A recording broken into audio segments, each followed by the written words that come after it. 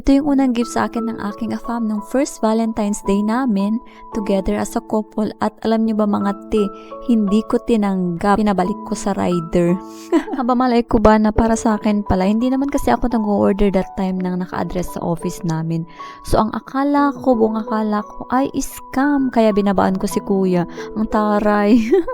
So eto na nga, gabi na ng 14. Nagtaka ng aking afam bakit wala pa rin akong update tungkol sa surprise gift niya. Nagkusa na siyang tanungin sa akin na, wala ka bang nare-receive na regalo or gift? Sabi ko, ay, oh my God, yun na yung dinecline ko na rider. So kunento ko na sa kanya kung anong nangyari. Ang ending, nalaman ko na may surprise gift pala siya sa akin na hindi ko pa nare-receive dahil sa kapalpakan ko.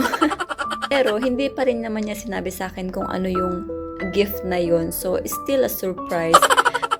Tinawagan na niya yung shop para i-redeliver sa akin. So, na-receive ko rin siya the next day. So, bale, instead na February 14, naging February 15 yung surprise gift para sa akin.